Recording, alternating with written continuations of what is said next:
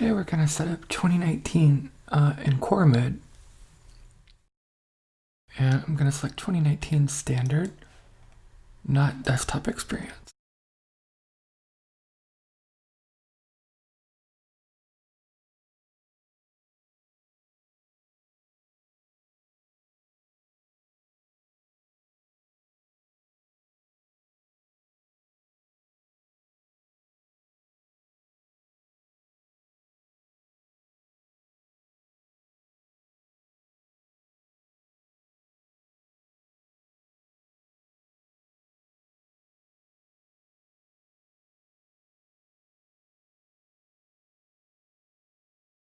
Okay, now that we have 2019 core installed, one of the first things I want to do is sign in. And I'm just going to input my password. One of the first things you'll want to do to set up your core server, remember that a 2019 core server is designed to be managed remotely, okay? There's no real graphical or GUI tools on the server itself to minimize the attack surface.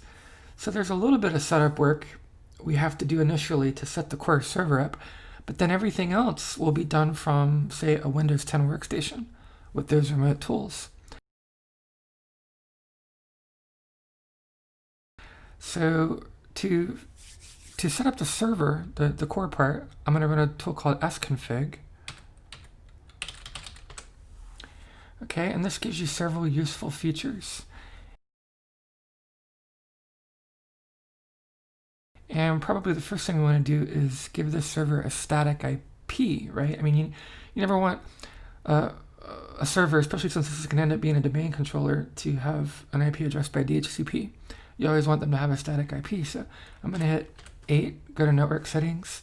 I'm going to hit 1 to select my network card, just 1 in this case, and that selects the index value. I want to choose 1 to set the network adapter address. See my choices, DHCP, static IP. I want to choose S for static IP. And for my IP address, I'm going to go 192.168.70. I'm going to do 15 in this case. I'm going to use a class C subnet mask. So subnetting on 3 octets, 255.255.255.0. And for my gateway, it's going to be 192.168.72. And normally, when you set up Active Directory, you would configure your domain controllers. If you use Active Directory integrated DNS, you configure your domain controllers for internal DNS, and they point to each other. And then you just basically pass name resolution queries. You enable DNS forwarding for external DNS. But for now, until I get to the point where I'm ready to set up Active Directory, I'm just going to set it to 192.168.70.2, same address as my gateway. And, your settings, of course, will all be different. So now I have a static IP. I have my static IP set, and I want to return to, and I have one DNS server. I don't have a secondary or tertiary setup, but that's fine. In this case, my primary DNS server will do until I get to the point where I'm ready to set up Active Directory. All right, so I'm going to return to the main menu.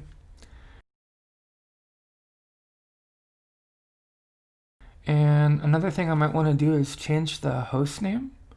So I'm going to select 2, and this is basically just a test environment, but so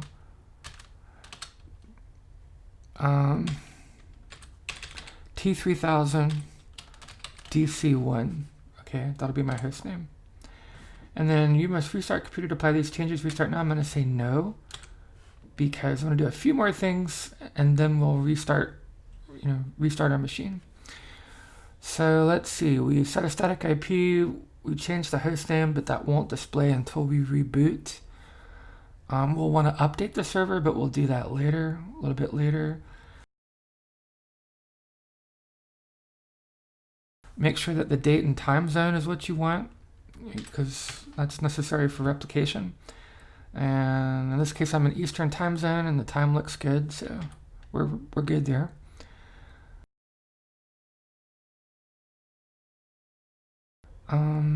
Remote desktop. I don't really need an RDP connection to my core servers because, again, everything's managed remotely with remote management tools on a workstation. It's the idea behind a core server setup. But just in case for now, I'll probably go in and disable this later because it's just more secure to leave it disabled. But for now, and I'll choose option 2, just to sort of make things easier to set up. Okay, so remote desktop's enabled. I've changed my host name. I've set a static IP. Let's see, check the date and time. Is there anything else we want to do? Add a local administrator, potentially, if I choose option 3. Enter account to join local administrators group. And if I had a user account other than the default administrator account, BackDoor or something. And type password for user. And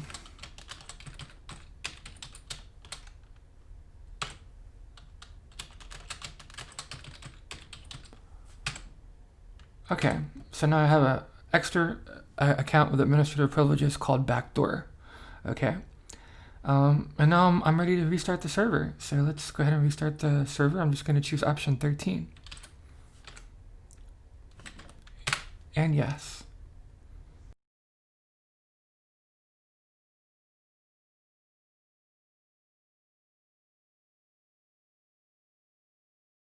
Okay, and I'm just going to go back and check my changes, and you can see there's my new host name right there. And let me go ahead and exit to a command line, and if I do an all and pipe it to more, okay, so my IP settings, those are what I want, right? Default gateway, DNS, DHCP has been disabled. Looks good. Okay, now we need to do some more things, and then also I want to update this core server, and then from that point we'll be ready to jump over to the client side, the Windows 10 workstation, and look at how we can configure that. So first thing I want to do, I'm going to launch PowerShell, and that's just the command PowerShell. Okay. And then in my PowerShell prompt, I want to enable PowerShell remoting. So I'm going to do Enable-PSRemoting. I'm going to choose SkipNetworkProfileCheck. Just make things a bit easier on myself.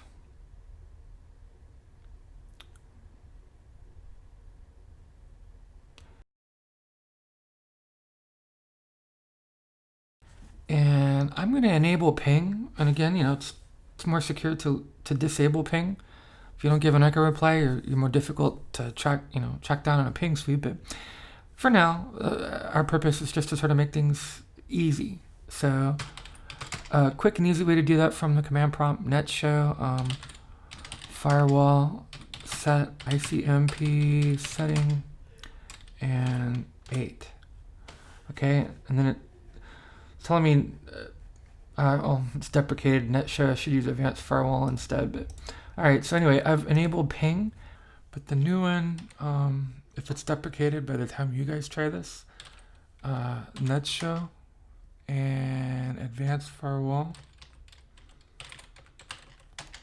and redundantly firewall. More options and bells and whistles, and also more typos, right?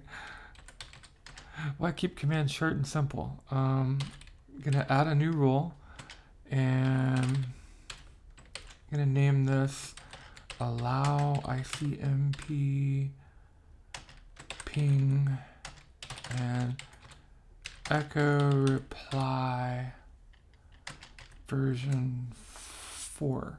You could probably come up with a better name than me, but that's just a name. And then the protocol is equal to ICMP version 4.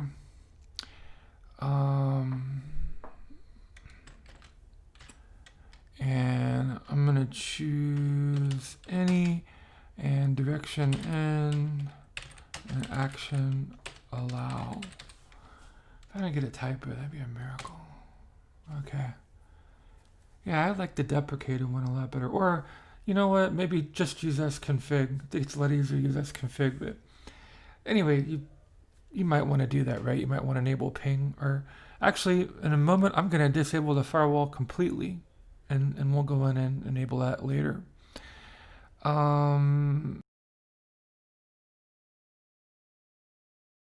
Next thing you might want to check is see if there's any proxy settings. And to do that, when HTTP show proxy, don't have anything set up here. No proxy server, but if I needed to, you could reset that with reset proxy. So netsh reset proxy, okay?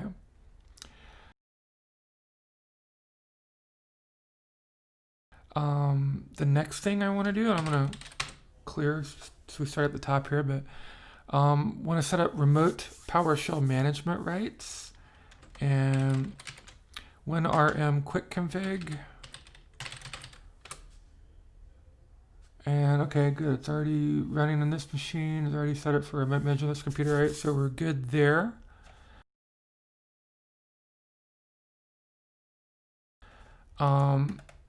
And then some firewall rules you might set up. Some of the built-in rules that you might enable. And again, this won't matter. I'm basically in the setup process until I'm done. I'm just going to temporarily disable the firewall. But some of the things that you might choose: enable firewall, not free wall. Enable firewall.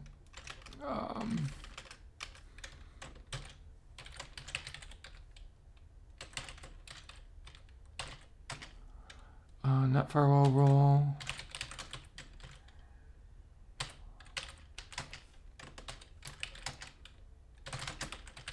File and printer sharing.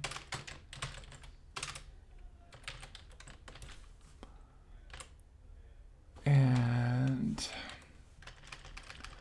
let's see, remote event log management.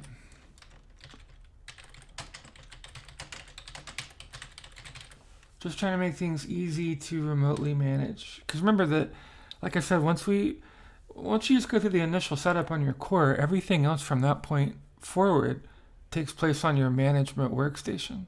But these are typical, policies you might enable. So let's see, and we'll do remote desktop. And we had a closing quote there. All right, so I might typically enable those. And then net show advanced firewall and set the current profile. Advanced firewall, set current profile. Remote management enable.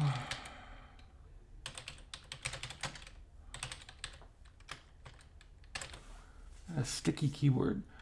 Remote management enable.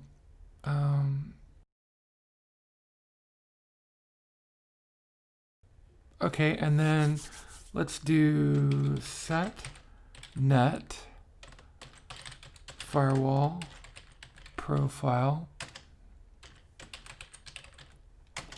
and domain public private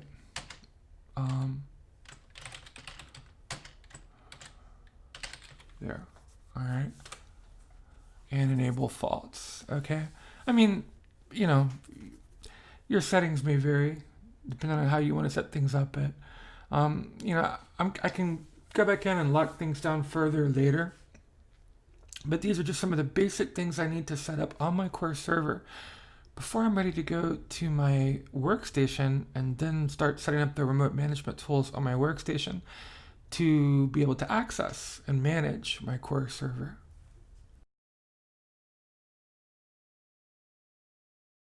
And one more thing I'm going to do is change my password. And to do that, just for the local admin account, I could do net user, and since this is the first server set up in my domain, I haven't set up AD yet, so local administrator account. Now this is not a masked password, so you want to make sure nobody's looking over your shoulder. I'll use that infamous capital P @S. You'd obviously want to make it something more cryptic.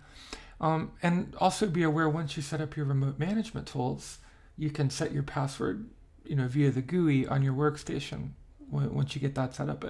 But if you wanted to modify the password, I could do that here. And then also,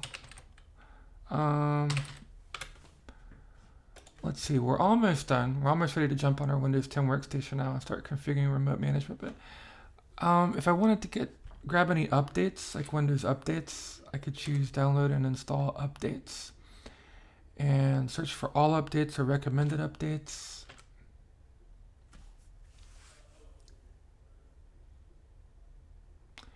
And there's a few out there. So select an option, and I'm just going to choose all. Download those updates.